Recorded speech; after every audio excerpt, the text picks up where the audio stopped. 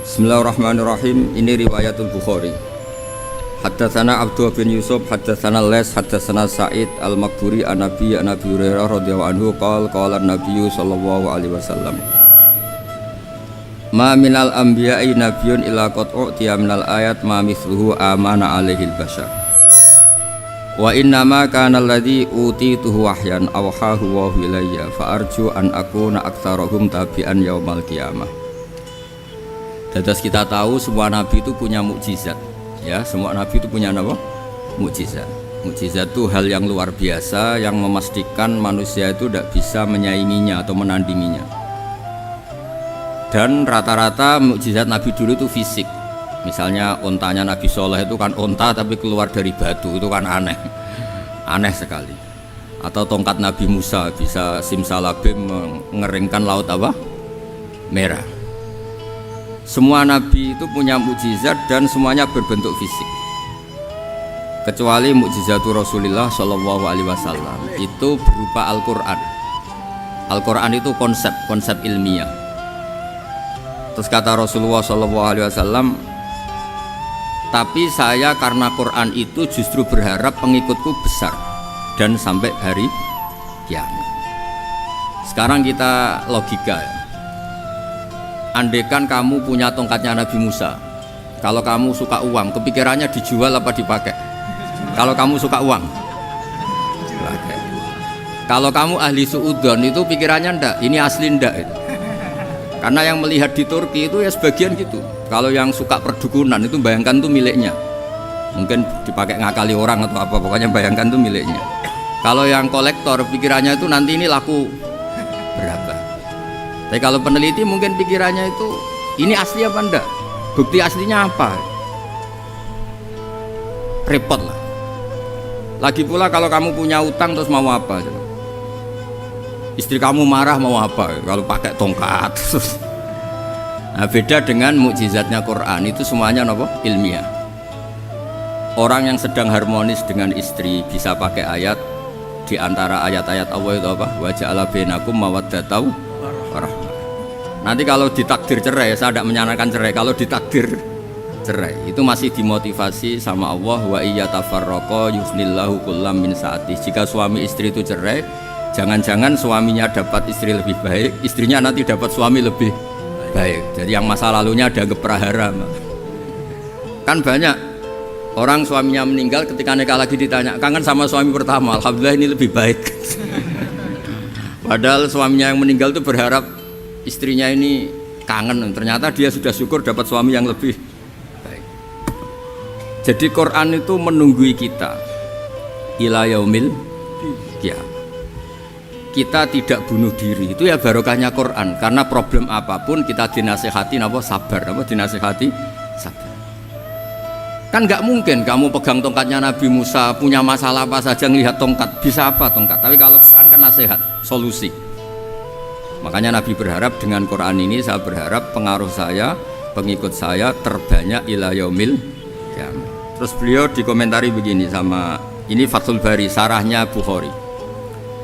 Al-muradu anna mu'jizatil anbiya inqaradat binqiradi a'sarihim. Falam yusyahidha illa man hadaraha. Problem mukjizat nabi-nabi dulu itu kan fisik. Sehingga yang tahu kalau Nabi Soleh punya unta yang ajaib itu yang tahu ya hanya yang hadir saat itu. Yang tahu kalau tongkat Nabi Musa bertuah itu juga yang tahu hanya yang hadir saat itu. Selebihnya tahu tongkat ya di museum. Tapi kalau Quran menjadi solusi, menjadi panduan, menjadi pegangan itu ila yaumil qiyamah. Kita beri contoh ya Quran panduan yang paling gampang misalnya begini. Dulu ini cerita ya. Dulu itu ada orang kafir cerdas namanya Jubair bin Mut'im. Itu saking pinternya dia, pinter juga tokoh. Itu sebagai delegasi pembebasan Asra Badrin. Jadi tawanan-tawanan perang Badar itu mulai dulu ya ada negosiasi mau dibebaskan. Terus orang-orang kafir ini menugaskan namanya Jubair bin siapa? Mut'im. Ini ada di Bukhari. Karena ini ngaji di Jakarta, kalau orang nggak tahu hadis juga tanya ini sahih ndak gitu. Wong nggak tahu kok tanya itu aneh-aneh.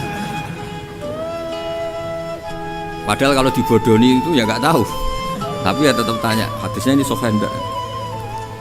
Ini kata kiai apa kata nabi ini? Memangnya kata nabi kamu dengar kan ya lewat kiai. Setelah itu Jubair itu datang ke Medina. Dengerin ya, datang ke mana? Medina.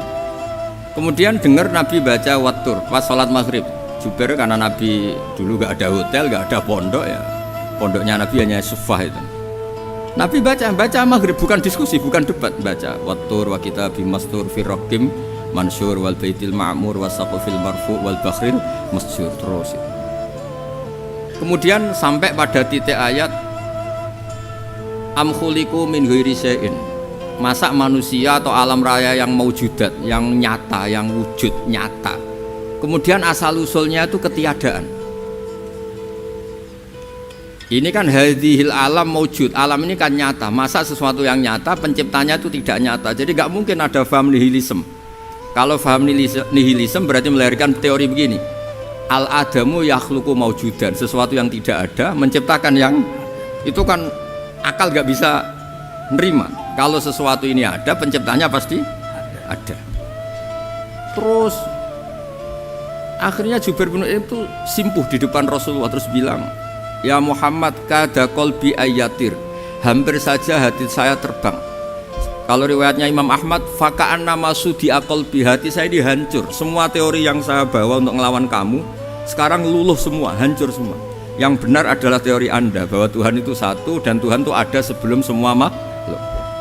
Coba kalau Nabi Muhammad ada Jubair bin Mut'im terus menyembunyikan tongkat dekat mihrab, terus dilihat ini apa, paling pikirannya ini dari kayu apa, terus yang bentuk tongkat itu tukang pemahatnya siapa, kok kurang keren, kalau di Blitar gimana ya kan malah panjang.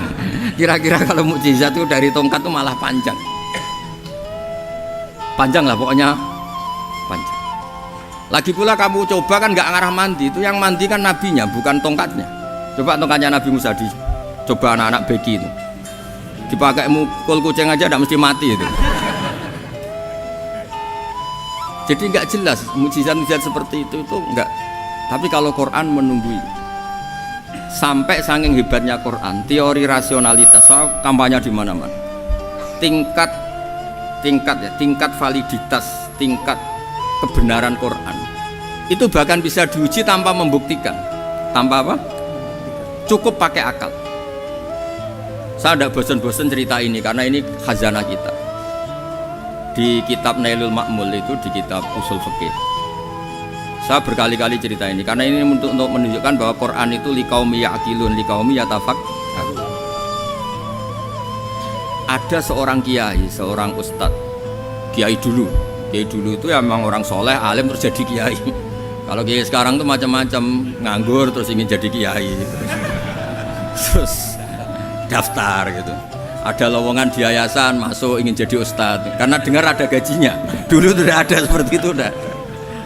Makanya dulu tuh kalau ustadz kiai pasti soleh karena dia alim terus ingin orang lain tuh mendapat ilmunya. Kalau sekarang nggak ada yayasan sehat, guru gajinya sekian, yang nggak ingin jadi ustadz tuh daftar karena ada gaji. Apalagi ada kabar, ada gaji, ada mes, ada wah yang daftar banyak. Tapi mentalnya ada kiai sebetulnya. Ya kalau sampean tanya itu baik dah Gus, ya setengah baik. Ya maksudnya setengah baik ya ada baiknya lah, namanya profesi ngajar itu kan baik.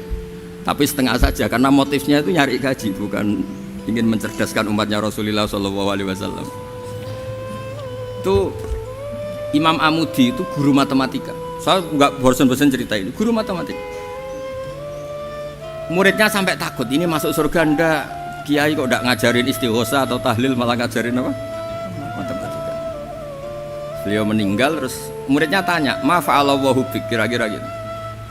Apa yang dilakukan Allah? Allah nyambut Anda gimana? Terus kata Imam Amudi, bagus saya disuruh ngajar malaikat, karena malaikat kan tidak pernah kayak anak beki gini ngaji gini. Malaikat itu tidak pernah ngaji, dia iman saja karena tahu surga, tahu neraka terus iman gitu aja. Jadi imannya malaikat tuh nggak keren kita. Imannya loh. Loh itu yang ngendikan Nabi loh, tidak saya. Nabi pernah tanya sama sahabat, iman yang paling keren siapa? Jawabannya sahabat malaikat. Ya ndak karuan malaikat iman. Wong dia yang tahu surga neraka, tahu segalanya, masa ada ndak iman? Ya pasti iman lah katanya. Terus ya para sahabat engkau iman ya wajar kan, menangi saya, nemuin saya. Yang hebat itu orang-orang yang tidak melihat saya, tidak saya didik tapi tetap iman.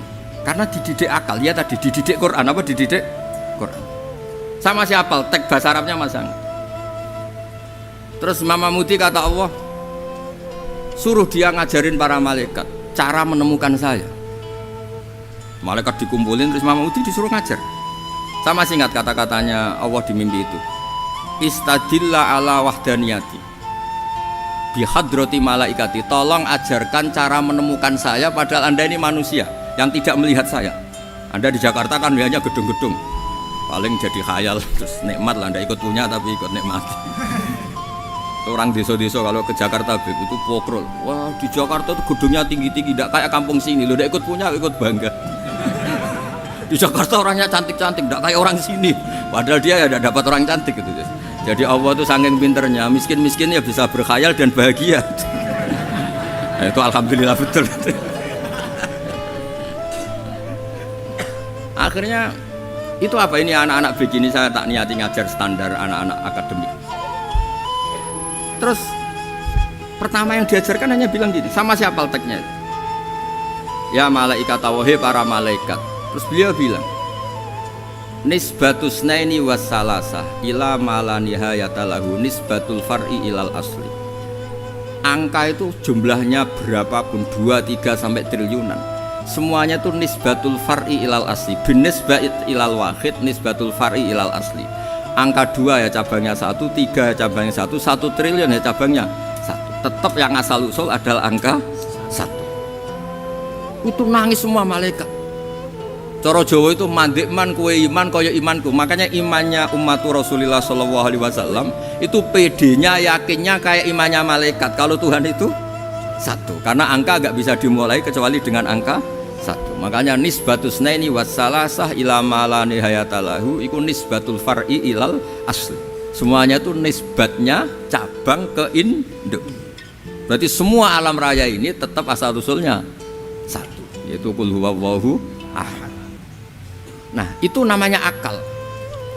Umatnya Rasulullah itu ditinggali mukjizat akal lewat panduan Quran, sehingga meskipun kita tidak menangi Rasulullah, tidak menangi sahabat, kita tidak tahu malaikat Jibril, tapi cara iman kita ini tidak kalah keren. Yakin, hakul, yakin. Terus kedua, gambar. Kamu gambar rumah, gambar hewan, gambar apa saja, mesti dimulai 1 titik. Entah gambar kamu bagus, entah jelek, tetap dimulai 1 titik. Nah titik ini namanya nuktotul wujud. Semua alam raya dimulai dari 1 titik, yaitu nuktotil wujud. Makanya Quran dimulai bismillah, dan bismillah itu dipilih sama Allah pakai pertama ba itu ada titik.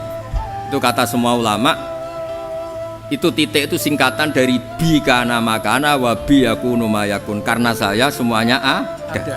Bi itu karena saya.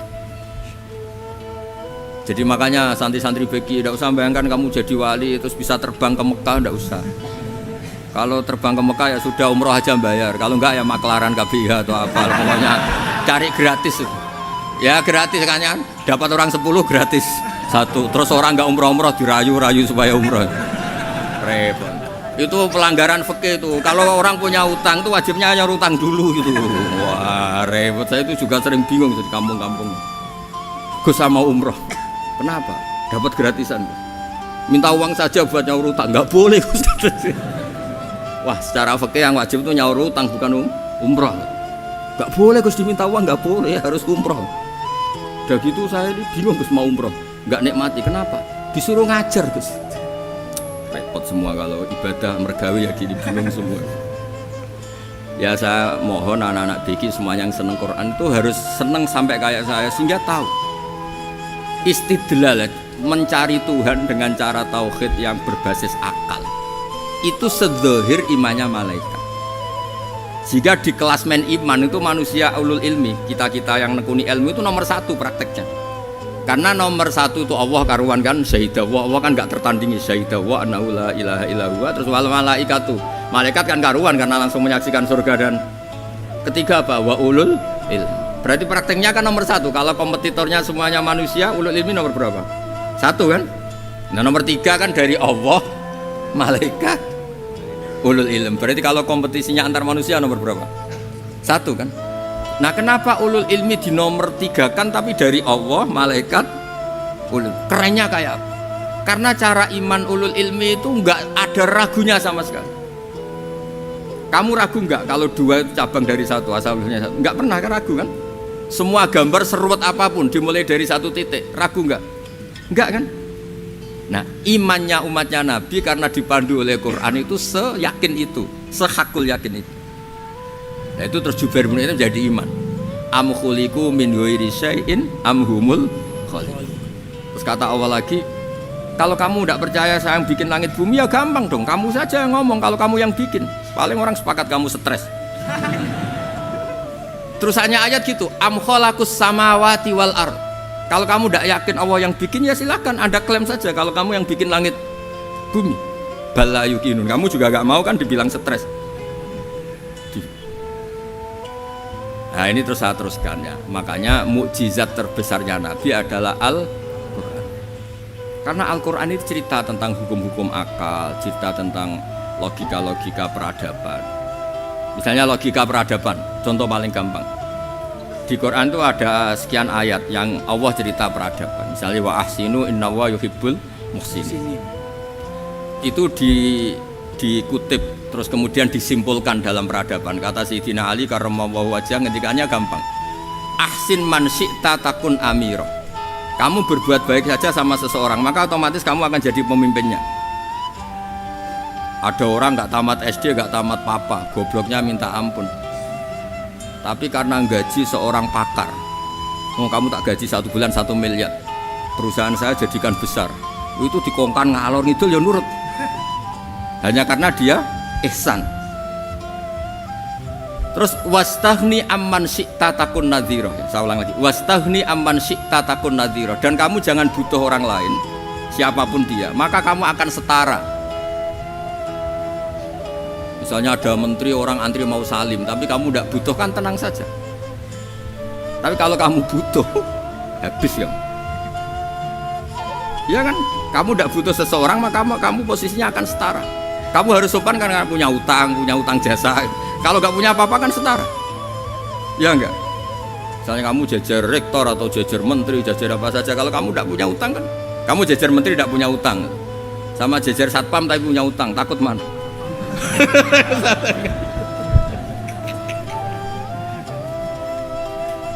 Kalau butuh itu mesti kalah kan? Ada pejabat misalnya nggak begitu cantik sama perempuan cantik yang kamu butuh ingin dicintai, takut mak. Padahal nggak jelas orang ini pangkatnya apa. Jadi dalam hukum sosial itu kata Sayyidina Ali wastaghni amman syi'ta takun nadhira. Kamu jangan butuh seseorang maka kamu akan setara. Terus yang terakhir wahtas ila man syi'ta takun asiro. Asiro pakai sin. Dan silahkan butuh seseorang maka kamu akan jadi budak dia. Ya coba misalnya Anda seorang profesor, seorang alim, seorang getop, misalnya mencintai janda di ujung kampung sana, jalan kaki 2 kilo, padahal itu gak tamat SD, tapi gara-gara seneng, kacau kan, logika kepangkatan hilang semua kan.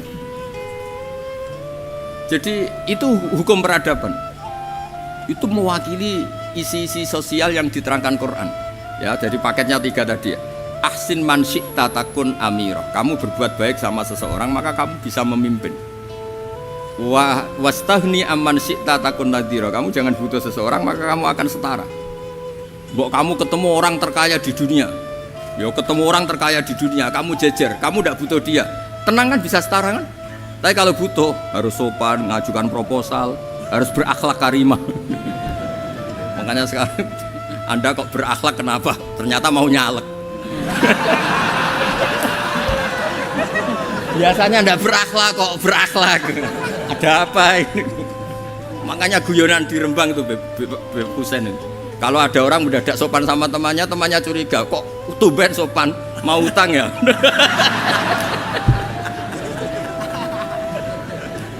Zaman akhir itu kacau.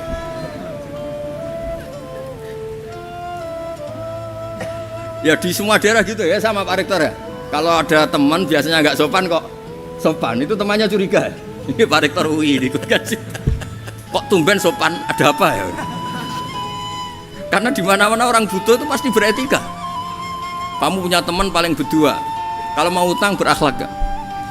Atau misalnya kamu punya adik cantik terus punya teman berdua, kalau cinta adik kamu berakhlak gak? Biasanya nggak sama sekali gak berakhlak. Gara-gara butuh menjadi berakhlak. Ya jadi hukum sosial itu ya kuncinya 3 tadi. Ahsin man syi'ta takun amira, wastaghni amman syi'ta takun nadhira. Terus wahtas ila man syi'ta takun asira. Kalau kamu butuh seseorang pasti kamu dibikin hina. Asir itu tawanan. Nah, Quran itu bicara sosial itu lengkap. Dan itu yang nunggui kita. Kita punya tetangga yang kurang baik, ya senang. Punya tetangga baik, ya senang. Kata Imam Syafi'i, saya berkali-kali cerita. Kok senang semua Imam Syafi'i? Ya bagus lah. Kalau yang senang saya enak lah. Dijak jagongan, dijak ngopi enak. Yang nggak senang saya, gak ngarah utang. Uang itu nak, kamu punya tetangga gak senang kamu, aman kan? Aman. Gak akan pinjem uang kan, pinjem mobil. Uang gak senang kok.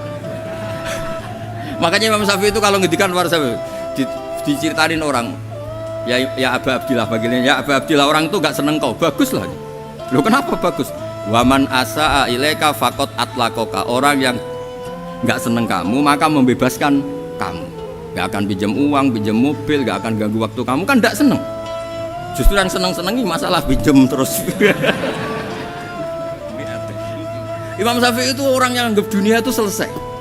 Ada yang cerita, ya Aba Abdillah, orang yang tadi cium tangan engkau, yang hormat engkau, di luar maki-maki engkau, ngerasain engkau, ngata-ngatain engkau. Ya bagus lah. Kok bagus gimana? Berarti saya wibawa, depan saya tidak berani ya. Berarti saya wibawa, di depan saya tidak berani. Oleh itu makomnya sudah kulillah sumadarhum fi khawdihim yal'abun. Sudah dunia itu selesai, sudah agak penting semua. Nah, itu kalau kamu anak-anak beki ahli Quran sudah ayatnya kulillah sumadarhum fi khawdihim yal'abun. Sudah lihat Allah saja agak penting, makhluk-makhluk itu dah makhluk semua agak penting, sepenting Allah. Nah kita ini ditunggoni mukjizat seperti itu. Bayangkan misalnya kita ditunggoni tongkatnya Nabi Musa. Saya ngajar di sini terus ini tongkat. Terus nanti yang tanya, Gus itu kayu apa Gus? Nanti yang kolektor tanya itu harganya berapa Gus? Ruwet apa? Terus yang ahli suudon itu asli gak Gus? Wah. Yang ahli suudon kan mesti tanyanya gitu, itu asli enggak Gus? Repot-repot pokoknya. Tapi kalau Quran kan jelas, kenapa? Jelas. Ya terus saya teruskan. Fala yamurru terus al murad anna mu'jizatil anbiya in qaradat bin qidari aqsam wa mu'jizatul Quran mustamirratun ila yaumil qiyamah. Wa kharquhu lil adat fi uslubihi wa balaghatihi wa ikhbarihi bil mawhibat. Terus kata ini yang ngarang Fathul Bari sarahnya Imam Bukhari. Fala yamurru asrun minal aqsar illa wa yadharu fihi syai'un mimma akhbara bi annahu sayakun yadullu ala sihhati da'wahu. Wa hadza aqwal muhtamila wa takmiluhu fil ladzi ba'da wa qilani ya anal al makna anal mu'jizat al madiyah kanat khissiyatan tusyahadu bil absar kana qati sholeh wa asa Musa. Mukjizatnya nabi-nabi dulu itu hanya penyembuh, hanya pelengkap, hanya nuruti keinginan mata. Seperti dahsyatnya apa? Laut Merah di sebelah apa dipukul sama tongkatnya Nabi siapa? Itu semuanya itu hanya memanjakan mata. Urusan mata. Terus wow itu. Tapi kalau mukjizatnya Nabi Muhammad itu berdasar akal. Maksudnya berdasar akal nih dengerin ya. Dengerin betul. Ketika Laut Merah terus tersibak kan wow itu keren kan? Terus kita bilang menyimpulkan, wah kita tidak akan mampu. Itu bodoh sekali kesimpulan kita tidak akan mampu. Meskipun bikin nyamuk Anda juga tidak mampu. Loh untuk memutuskan tidak mampu saja kok sampai pertunjukan seperti itu tuh laopo, cek goblok kayak gitu. Nah kalau kita karena umat yang pinter untuk memaksa kita nggak mampu, Allah bilang innallaha la yastahi ayadriba mathalam ma ba'ud. Kita melihat nyamuk langsung berkesimpulan tidak mampu. Saya berkali-kali cerita nyamuk itu sudah kecil, masih punya urat. Uratnya kayak apa? masih punya kumannya seberapa? Ya enggak? Nyamuk itu kecil, punya organ tubuhnya punya urat. Itu kalau kamu pinter, antara tongkatnya Nabi Musa menyibak Laut Merah sama nyamuk itu sama-sama berkesimpulan melahirkan satu paham bahwa kita tidak. Loh, untuk memaksa tidak mampu saja kok pertunjukan ada onta keluar dari batu Nakotu Soleh, ada tongkat yang bisa mengeringkan Laut Merah. Cik goblok ya. Nah kita alhamdulillah ada jenis goblok yang seperti ini. Untuk ikrar bahwa Allah itu hebat ala kulli syai'in, cukup lihat nyamuk, kagum kan? Sudah tidak usah bikin hidup. Saya berkali-kali mencontohkan. Para pemahat tak suruh bikin patung gajah itu mampu, tak suruh bikin patung nyamuk kalau bisa. Nyari materi dari apa itu? Gampang mana bikin patung gajah sama patung nyamuk? Gajah, makanya Allah bikinnya contoh itu untuk ijaz itu pakai nyamuk bukan pakai gajah. Itu kalau ustadz-ustadz yang agak jorok malah contohnya nyamuk Gus. Itu kecil. Itu kayak apa? Di dalamnya dia hamil kan? Itu anaknya kecil lagi, telurnya kecil lagi, itu gimana itu cara bikin itu? Makanya di sini ada kitab Itqon, itu komentarnya itu lucu. Ini kitab Al-Itqon karangannya Imam Suyuti. Ini persis komentar saya tadi yang kata Imam Suyuti, pengarang kitab Itqon. Wa ya imma khissiyah wa imma akliyah. Jadi mukjizat itu ada yang fisik, bisa dilihat indra, panca indra, bisa dilihat akal. Wa aktsaru mu'jizati Bani Israil kanat khissiyah li baladatihim. Bilada itu goblok, wakil lati basoirihim. Dasar wong goblok. Mukjizat kok ngenteni sing wow. Maksudnya dasar untuk ngakui Allah hebat saja kok nunggu hal-hal yang seperti itu. Paham ya? Mergo likil latin apa aklihim. Wa aksaru mu'jizati hadil ummah akliyatun li farati dzakaihim wa kamali afwahihim. Dan mukjizatnya umat ini semuanya berdasar akal karena sudah cerdas.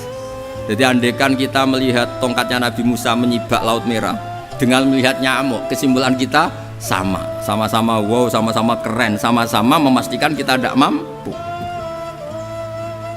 Makanya terus Quran menerangkan kita wa ma min dabatin fil ardi wala ta'iri yatiru bi janahihi illa umamun amsalukum. Jadi keseharian kita lihat burung kok terbang. Itu sudah ayatun min ayatillah. Paham nggih? Dados niki kudu bangga ditunggoni napa Quran, nggih ditunggoni napa Quran. Wa mu'jizatul Quran tusyahadu bil basirah fayakunu mayattabi'u li ajlihi aksar. Terus li annal ladzi yusyahadu bi ainir ra'si yang qaridu bingkiradi musyahidi. Sesuatu yang tampilan dahsyatnya itu disaksikan mata, maka itu bisa habis. Era tongkat Nabi Musa seperti itu habis enggak? Bisa mengeringkan Laut Merah, habis kan? Tapi era mukjizatnya Quran ila yaumil qiyamah. Ya contoh sosial, saya kembali lagi ke sosial. Kamu punya teman awet atau punya istri awet, itu konsepnya ya wal kadhiminal ghaidh, itu agak gampang tersinggung. Coba kalau kamu setiap tersinggung putus, setiap tersinggung habis, kamu tidak punya teman, tidak punya istri. Sampai kita awet seperti ini, kalau kecewa ya wal kadhiminal ghaidh, ngempet. Termasuk saya ini, biasanya ngaji khusus terus bajak gini ya kecewa kan? Tapi barokahnya diwarai Quran wal kadhiminal ghaidh, ngempet Gus, ngempet. Terus kecewa sama teman, kenapa tidak putus? Karena wal afina aninna, sudah kalau kecewa maafkan. Coba kalau kita kecewa presiden demo, kecewa menteri demo, kecewa orang tua minggat, ya kalau dicari, kalau tidak kan malu. Saya itu punya teman tak tanya, kecewa Gus sama bapak itu, kenapa tidak minggat? Malu. Kenapa malu? Takut nggak dicari. Itu orang tuh paling malu itu kalau keluar dari rumah nggak di. Saya punya teman lagi, saya ini takut mati Gus. Kenapa? Takut istri saya tidak nangis Gus. Itu kematian terburuk itu kalau sudah mati tahu istrinya ada nangis, itu malu betul itu. Makanya jangan mati, pokoknya pastikan orang sekeliling ada nangis itu baru berani mati, kalau enggak jangan. Ya jadi mukjizatnya Nabi itu luar biasa. Walladzi yusyahadu bi'ainil aqli bakin yusyahiduhu kullu man jaa ba'dal awali mustamirran. Sesuatu ilmiah, sesuatu agama atau apa saja yang logis itu akan abadi ila yaumil. Kayak tadi ketika kita kecil diajari apa? Wujud, qidam, baqa, mukhalafatul hawadisi, qiyamuhu binafsihi, wahdaniyat, qudrat, iradah. Itu ila yaumil qiyamah. Karena kita pasti punya logika tadi. Masa alam raya yang maujud didahului ketiadaan. Kemudian ketiadaan ini kita rumuskan, ketiadaan inilah yang bikin alam raya. Di mana-mana nihilisme, ketiadaan ya layu asliru saya namanya tiada, ya tidak punya akibat apapun. Yang punya akibat apapun ya sesuatu yang wujud. Loh itu kan ila yaumil qiyamah, sampai kapanpun teori itu akan nunggui kita ila yaumil qiyamah. Tapi kalau tongkat Nabi Musa ketika kita tidak melihat kan punya alasan tidak ngandel, Musa tidak tahu. Tapi kalau kamu seperti ini, orang paling mulhid sekalipun, paling ateis sekalipun, terus ditanya, bisa enggak Anda mulai angka di luar angka 1? Tidak bisa kan? Makanya benar Imam Amudi tadi ketika diminta Allah, istadilla ala wahdaniyati bi hadrati malaikati, tolong ajarkan kenapa manusia begitu yakin kalau saya ini satu padahal mereka tidak melihat saya. Terus beliau ngendikan apa? Nisbatus naini wassalasa ilal wahid nisbatul far'i ilal asli. Angka 2, 3 sampai enggak terbatas, semuanya dibanding angka 1 itu nisbatul far'i ilal asli. Semuanya itu cabang dari angka 1. Itu mbok siapapun enggak usah ditunggoni nabi, enggak usah ditunggoni wali. Logikanya akan seperti itu. Itu yang dimaksud apa? Walladzi yusyahadu bainil aqli bakin yusyahidu kul man ja'a badal awal mustamir.